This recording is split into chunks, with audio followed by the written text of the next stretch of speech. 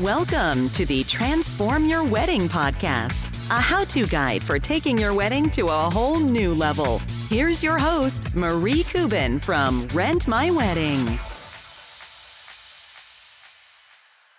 Hey everyone, today we're talking about wedding planning and why it's so stressful.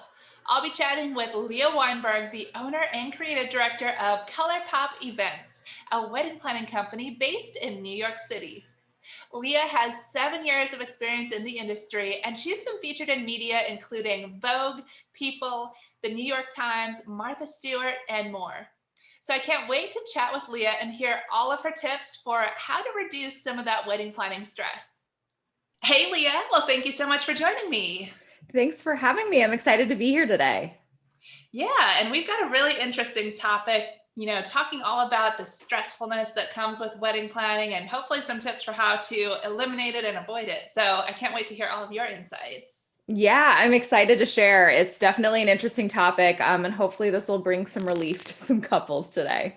Yes, and I know they all need it. So now you've been doing weddings for such a long time. You work directly with couples, so you see firsthand what the big issues are that's stressing people out. So talk it through some of those things. What are some of the biggest things that you think are causing stress for couples? I would say the biggest thing that's causing stress is money. So money is probably a hot button topic for almost everybody. My therapist likes to say that the 3 top issues with couples are sex, children, and money. So money coming into the equation of wedding planning. And for a lot of couples, you've got to imagine, unless they've purchased a home themselves or together, this is probably the most amount of money that they've spent on a singular thing in their entire lives. And it can feel, there's just so many emotions around that. It's just like the fear in spending money. So depending on how comfortable you are spending money to begin with, that could be stressful. I know there's a lot around not knowing how much stuff costs. And so this fear of either of being paid, of paying too much or being ripped off, which isn't a particularly fun feeling. And then when you're kind of incorporating self-funding versus outside contributions, having conversations with money about other folks is really stressful. So I would say, there's a lot of things that go into it, but that's probably one of the big ones that causes a lot of stress for couples is money. Yeah, I can definitely see that. And especially it's probably the first time that the couple has ever even talked about money. They're dating, things are kind of separate. And now all of a sudden you're planning this huge thing with both of your financing. And that is just, it's such a new thing to navigate now. And you talked to about if there's outside money. So I know parents contributing, it's awesome, but it can also complicate matters and add a little extra stress. For sure. Yeah. It's all about having the conversations to kind of get it all out on the table. But if you think about it from a practical perspective, have you ever in your life talked about spending $1,000 on cake before? Probably not. And it's just like, what world am I in now where we're having these conversations? It's kind of like Twilight Zone territory, I'm sure. For real, it is. And what can couples do to, eliminate that stress that comes with the budget talking? I always tell my couples that I'm never going to promise you a stress-free experience because I don't think anybody can make wedding planning stress-free. It's always just going to be a little stressful and anxiety inducing. But to reduce the stress when it comes to money, you have to talk about it. So it's going to be uncomfortable. It's going to be awkward, but I'm such a big believer in the power of open, honest, truthful communication. And so talking about it. If you like to be frugal and aren't comfortable spending a lot of money in your day-to-day life, talk to your partner about that and kind of talk about the feelings behind spending, thousands, tens of thousands, hundreds of thousands in some cases. Even if you can afford things, I think sometimes there's this misnomer that you're loose with your money and aren't careful with your spending. But even when there's a lot of money to spend, it might still feel really scary for you to put that money out there. So talk about it, talk about how you're feeling. If there's outside contributors, talk to them about it. If you have a therapist, if you have a best friend, talk to them about it. Just make sure that you're expressing these feelings and not keeping it in, because that's just going to make the tensions run a lot higher. Definitely. Yeah, I think that's great advice. Having that communication open and doing that right up front at the very beginning before you even lock in that budget. Make sure everyone is on board so you're not trying to, make it work later when it's already too late and you've already committed to things.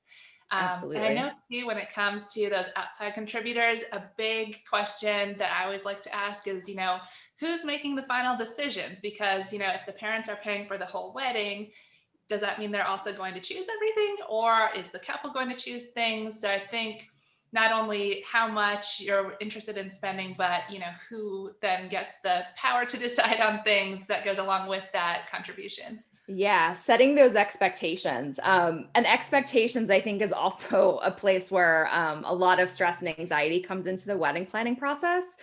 From just a basic level, the tradition of a wedding and what how society views it and tells you that it's going to be like the best day of your life. I mean, that is a lot of pressure to put on yourself, That's that so this true. one day is like going to be the best day of your life. And one of the things that when I'm trying to dispel that myth, I just say, like, think about it. You're not peaking on your wedding day.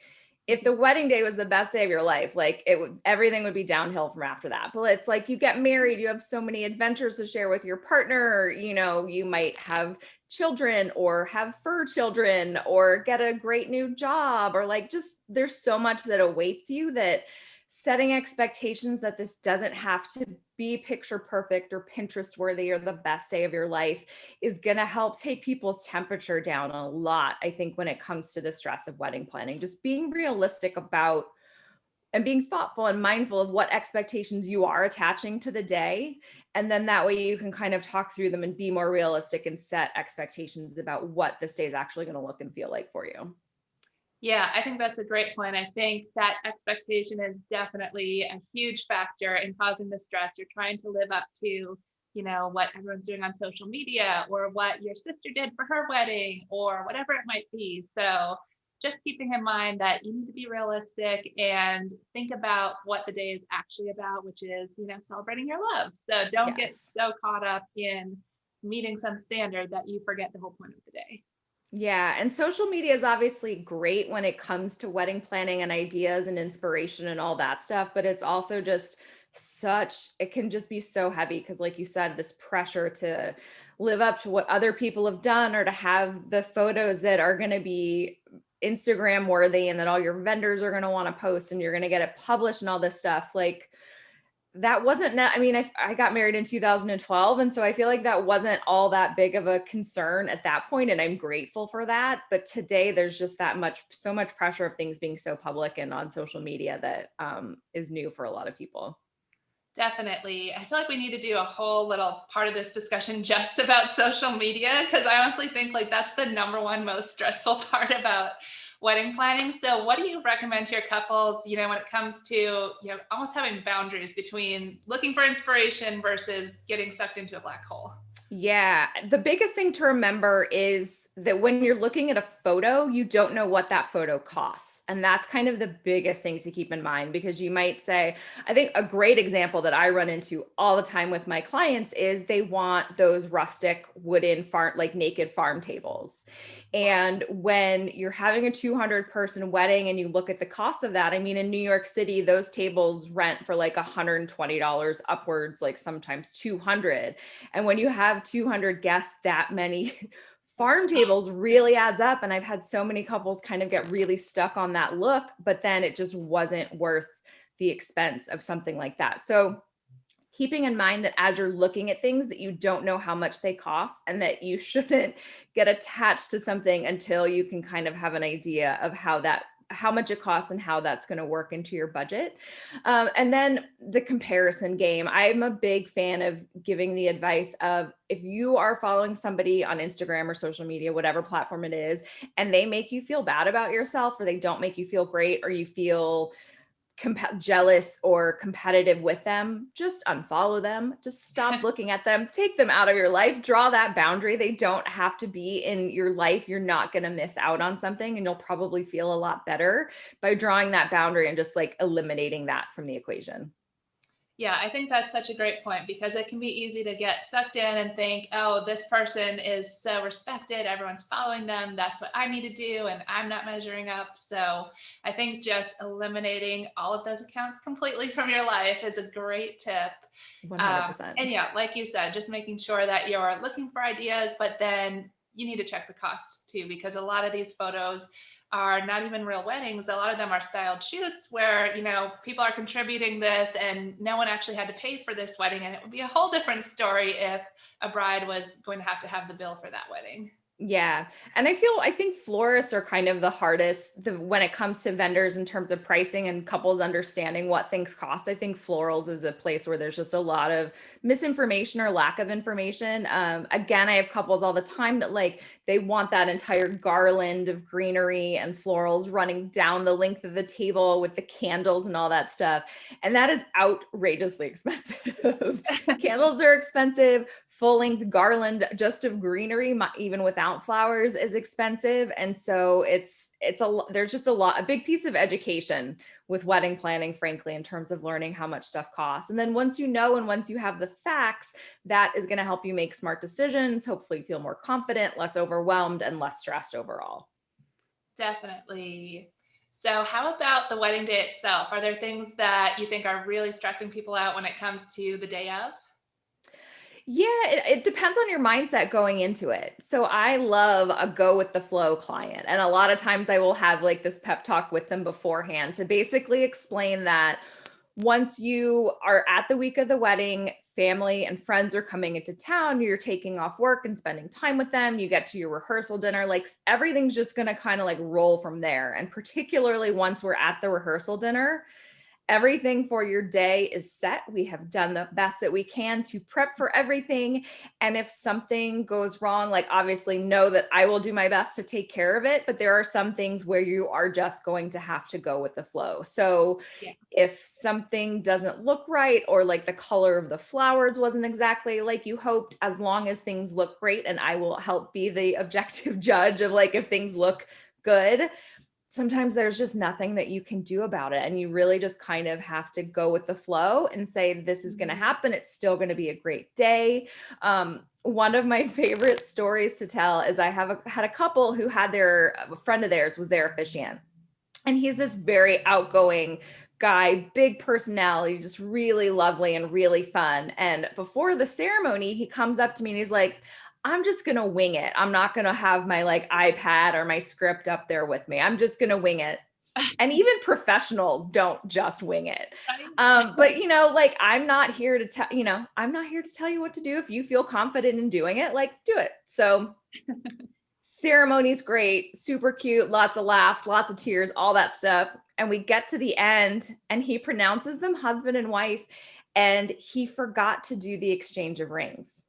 Like completely. And I'm sitting there on the back, like I'm watching this whole thing and there's nothing that I can do about it. Like I know that they missed it because and I can't really do there's like no hand signals or smoke signals or anything that can do that. Fortunately, before they started walking back down the aisle, somebody did like whisper to them like, oh, you forgot to do the rings. And so they went back, did the rings, like did the exchange of rings. And then he repronounced them husband and wife. And then they processed back. But it's like, if you're taking your day too seriously and want it to be too perfect, something like that is, that's a fairly significant thing, like a fairly significant flub, but it doesn't have to ruin your day or dampen the mood. I personally think it's a really fantastic story. And like the fact that the couple just went with it, they weren't mad at all that like he made that mistake and it was great. And so like, that's it. It's like stuff's going to happen. A lot of times even if something goes wrong, it's going to be really memorable and it's going to make the day like really special. So just the day of, just go with the flow, have that mindset, prep yourself in advance for having that kind of mindset and just kind of roll with it. Cause once you're there, there's like no turning back. There's not a whole lot we can do to change it. Yeah, I think that's great advice. Just being flexible, go with the flow. And usually no one's even going to notice the little details. So you might be thinking, oh my gosh, that's not what I wanted, but your guests have no clue. So as long as, you just keep moving on. Don't make a big deal out of it. It doesn't need to be a big deal. Yeah. I had a client who when the flowers came that day, they weren't the right color palette. The client had thought they were going to be more of like an orangey color palette, and they ended up being like very pink. They were stunning and gorgeous. And I just reassured her, like, these are amazing. Nobody is going to know the difference. Yes, you know, and you might not be happy with it, but just let it go. Don't let it ruin your day. These are gorgeous and nobody's going to know anything Exactly. else. They're still flowers. They're still beautiful. So I think that's a great mindset. Yeah. For my own wedding, the DJ actually messed up the father-daughter dance. So like his music wouldn't work, and he ended up having to play a different song altogether, which was a super bummer, but it's one of those things, the same thing where it's like, it was still fun. It was still a cute moment. And the song honestly doesn't matter that much. So Yeah. there's And always only something. And only you notice. I mean, I had a couple, the DJ, because so it wasn't, I don't blame the DJ 100% on this. The couple was changing their mind a ton, like in the just days or two leading up, and like kept changing their first dance song. And so he accidentally played the wrong one. He had picked, like, he played the version that they had originally selected, and then they changed their mind last minute. But even the couple didn't notice. Like, they were so in the moment and also kind of a bit terrified about that like spotlight moment of the first dance that like they had no clue that the wrong song got played. Anything, it's fine. Yeah. Yeah, go with the flow is huge. And I think too, one of your points you kind of brought up is just knowing that you planned ahead of time is going to go a long way in giving you a stress-free wedding day. So if you know, we've planned everything out way in advance, so that way you've got that peace of mind when you get into the big day. So just making sure that you actually do that ahead of time, and you're not one of these brides who, I had a client who said, I'm going to do a DIY project. We're going to do all the favors. And she was doing them until 2 a.m. the day before her wedding. So she got no sleep, and it was a total nightmare. So I think that's another big thing, just making sure you actually leave enough time and prepare everything well in advance. So you're not left doing things last minute that's going to add so much extra stress. Absolutely. Being realistic. Yeah, being realistic. I think people have like kind of high hopes and expectations about what they're going to be able to get done that week, but you just have to be realistic with your time. I always tell my clients, like, the only things you have to have at your wedding is like, well, you don't even really have to have the marriage license, because technically you could get legally married afterwards anyway. But like, if you're having a seated dinner, like, people need to know where to sit. So you need like place cards, escort cards, or table numbers. Like, those are the only things. And so anything else is just going to add stress and make you stay up till 2 o'clock in the morning. Like, nix it. That is my thing. I had one bride. It was so adorable because she was like, she thought she was going to DIY her flowers. And I never, ever, ever let my clients do this. And she was just so insistent. And then I think it was like 2 months before the wedding, she finally had that realization of like, there's no way that I can do this. I need to hire somebody. But a lot of couples think that. I had another client who thought they asked me, they're like, I think we know the answer to this, but what are your thoughts on us baking our own wedding cake? And I said, absolutely not. Right? Oh my gosh. No, you're not going to have time. Something might go wrong. Like, no, let's just have vendors. And to your point about, like, feeling confident in the day of, that's so important that you like build trust with your vendors and make sure you're hiring really good people. Because if you have an amazing team, you're just going to go into that day saying like, my vendor team's got my back. They have this all under control.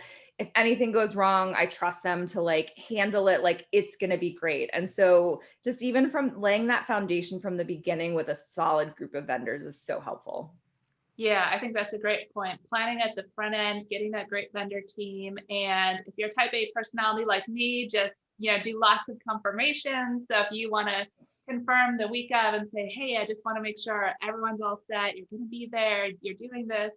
I always love that, just getting that reaffirmation that, yes, we're good to go. And, that way you don't go into the day wondering, oh, are they going to do this? Did they remember about this? And you've already got it all set out ahead of time. Yeah, absolutely. Even as a planner, I do that. So I obviously about the 2-month mark leading up to the wedding is where I'll start all the conversations with vendors about scheduling needs and like load in all that stuff and timing.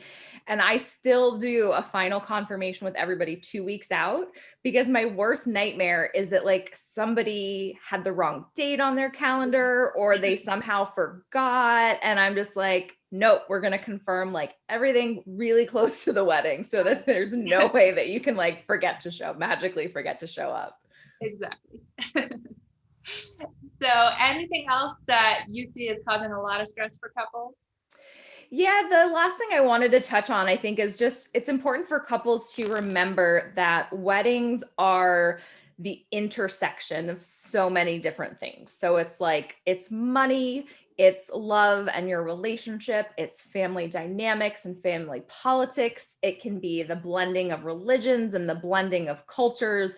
And it's just this whole big ball of lots of high stakes and emotionally high and like high tension things that are all coming together. So understanding the different pieces and being able to have conversations about the different pieces and navigating those relationships and all that stuff is really fantastic, because it's high stakes, it's emotionally charged, and there's a lot going on. So I think to kind of be able to step back, look at things from a high level and identify all the things that are contributing to the stress, and then handling those individually is going to be really important.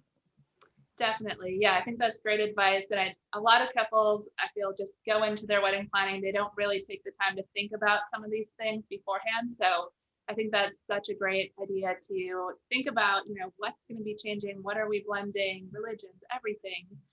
Because otherwise you just kind of force your way through it, and it doesn't always go great when you just do it that way. So if you can think about it, talk about it, get everything out in the open, I think that just does so much to giving you a much less stressful experience and giving you more peace of mind, and hopefully making the whole experience actually a little bit fun when it comes to planning your wedding. That's the other thing I love to say is, it should be fun. It's a cool thing to do. You're planning probably the biggest party you're ever going to throw. So, have some fun with it too.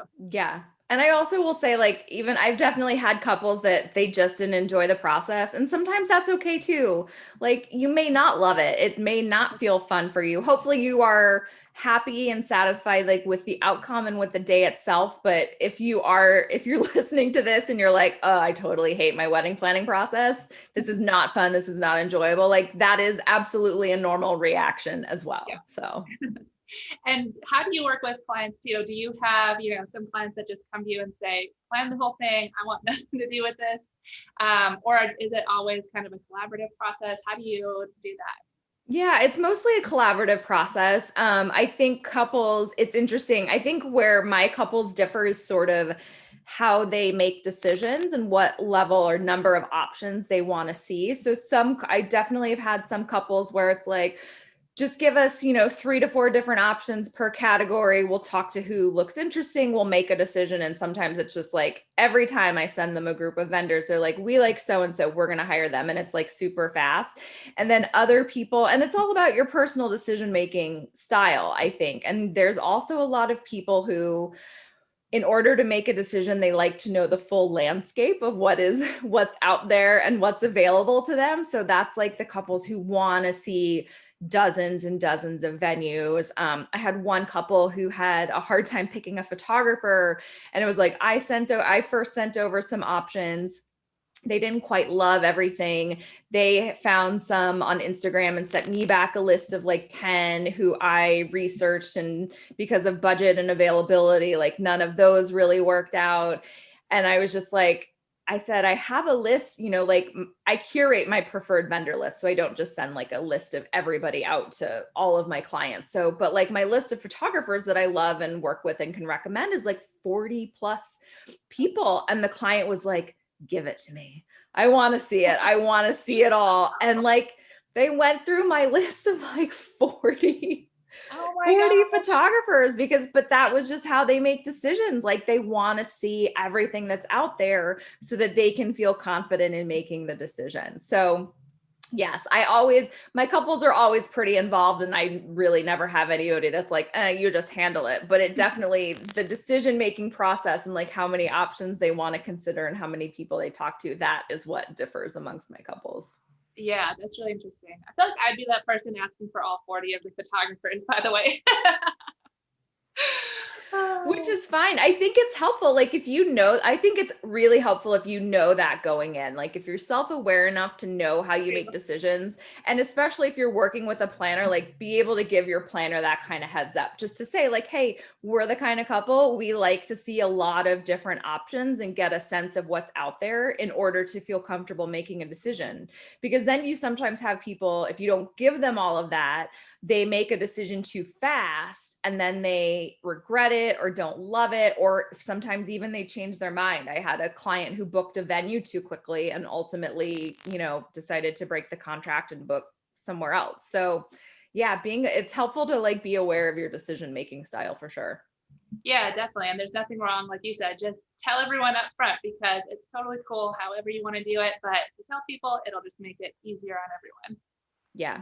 And that actually, so really, you just raised you made me think of an interesting point that I think it'd be helpful for couples to know, because I know couples sometimes don't like, they're afraid of hurting vendors' feelings, like in the vendor search process. So they don't always love telling vendors that they're talking to other vendors within their category and interviewing other people. They also, if they've gone in a different direction, sometimes feel really bad letting the vendors know that like, we're not going to hire you. And I know that that's like an uncomfortable and awkward email, but I want to assure the couples that are listening that like, we're professionals, we are used to this. Like, obviously nobody loves rejection, but we get rejected all the time. So please don't ghost us and actually like tell us what your answer is. If you're not moving forward with this, we will understand. But don't feel bad about telling us, like we're grown adults, we can handle it. Yeah, I think that's a great point. And honestly, it's also helpful because as the vendor, you're going to spend time following up, calling, emailing. So honestly, if you don't just tell them flat out, hey, we chose someone else, you're kind of causing them to use up extra time for no reason. So honestly, I think, like you said, every vendor is going to appreciate and respect if you just tell them, sorry, you went a different direction. Yep. Awesome. Well, that was a lot of great advice. And I think our couples are going to get so many tips for how to keep this less stressful when it comes to wedding planning. Now, before we go, could you tell us a little bit more about yourself and your company? Yeah, so I am based in New York City. I focus primarily on weddings, and I've been in business for a little over 7 years. Prior to this, I was a commercial real estate attorney, so I kind of bring that background to everything. And online, folks can find me. My website's colorpopevents.com. I will also add in that I am soon to be announced an author. I have written a book called The Wedding Roller Coaster, which covers a lot of the things that we talked about today. So it's really focusing on navigating the ups and downs of planning a wedding while focusing on all of your relationships. So your relationship with yourself, your partner, your family, wedding party, all of your community and everybody like that. So that will be available soon. Oh, wow. That is amazing. And we'll be sure to have all those links on our website too, so you guys can check it out there. Amazing. Great. Well, Leah, thank you so much for joining me. I had so much fun chatting with you. This was wonderful. Thank you so much for having me today. Well, I hope you enjoyed those tips for how to reduce some of your wedding planning stress. And don't forget, you can catch all of our podcast episodes over at transformyourwedding.com. Thank you so much for joining me, and I will see you next time. This podcast is brought to you by Rent My Wedding, your one-stop shop for event rentals. Order online and rentals are delivered right to your door. Shipping is free both ways nationwide. Rent lighting, backdrops, photo booths, and more. With the most 5-star reviews in the industry, Rent My Wedding makes rentals easy and affordable. Book your rentals today at www.rentmywedding.com.